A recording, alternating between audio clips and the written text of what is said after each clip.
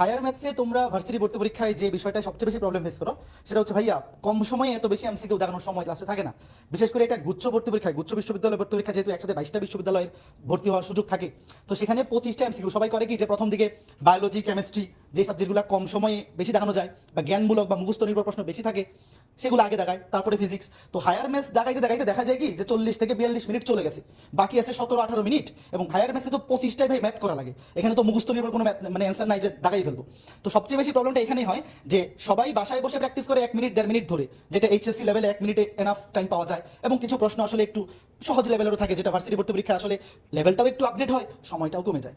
তো এই জন্য আমরা ভার্সিটি ব্যাচের ক্লাস লেকচারে তোমাকে এমন একটা অপটিমাইজেশন দিব যে এখানে সবগুলা টাইপে যতটুকু কম সময় চিন্তা করা যায়। তোমরা যেটা ভাবো যে শর্টকাট শর্টকাট, ভাই আমাদের ক্লাস তোমরা যারা করো তোমরা জানো যে শর্টকাট আসলে মানে তোমরা যেটা ভাবো যে একটা ফর্মুলা, এরকম কিছু না ভাই। মাথায় কাজ করে ফেলা যায় এরকম প্রায় 50 থেকে 60% ম্যাথ। আমার ক্লাস এবং রাকিব ভাইয়ের ক্লাস তোমরা যখন করবা দেখবা যে আমরা তোমাকে শিখাচ্ছি আসলে এই ম্যাথটা কিভাবে চিন্তা করতে হয়। চিন্তার কিন্তু শর্টকাটটা তুমি কোথাও পাবা না।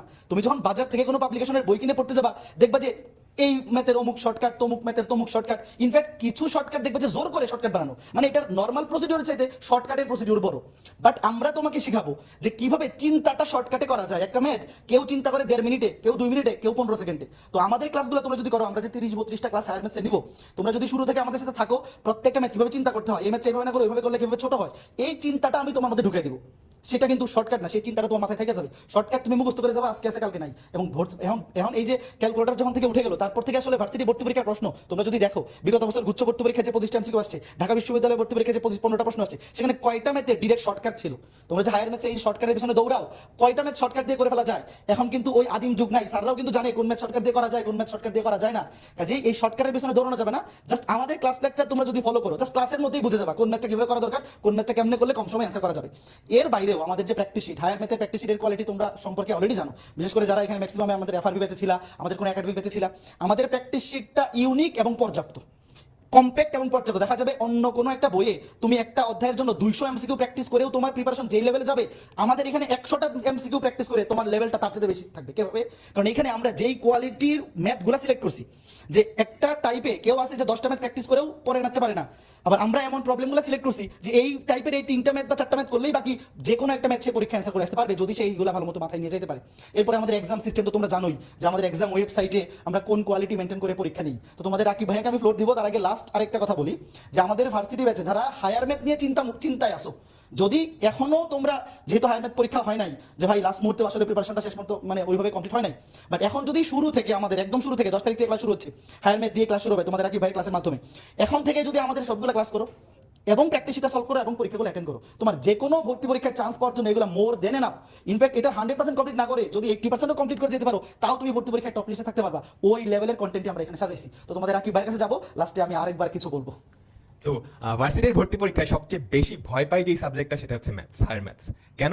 কারণ সবগুলাই তো অঙ্ক, সময় কম থাকে, কম সময় এই অঙ্কগুলো সমাধান করা বেশ ডিফিকাল্ট হয়ে যায়, আর ক্যালকুলেটরও থাকে না। আমরা আসলে বেশিরভাগ মানুষই ক্যালকুলেটরের উপর এতটা নির্ভরশীল হয়ে গেছি যে 3 আর 4 যোগ করলে যে 7 হয়, এটা আমাদের ক্যালকুলেটর দিয়ে করতে হয়। তো এটা আসলে ভার্সিটি লেভেলে, মানে আমরা যখন ভার্সিটির পরীক্ষা দিব তখন কিভাবে কাটায় উঠবো, কিংবা কঠিন কঠিন ক্যালকুলেশন যদি দেয় কিভাবে ক্যালকুলেটর ছাড়া করবো, এটা নিয়ে আমি তোমাদের নিশ্চিত করতে চাই যে তোমাদের এমন কোনো কঠিন ম্যাথ দিবে না যেটা করতে ক্যালকুলেটর লাগবেই।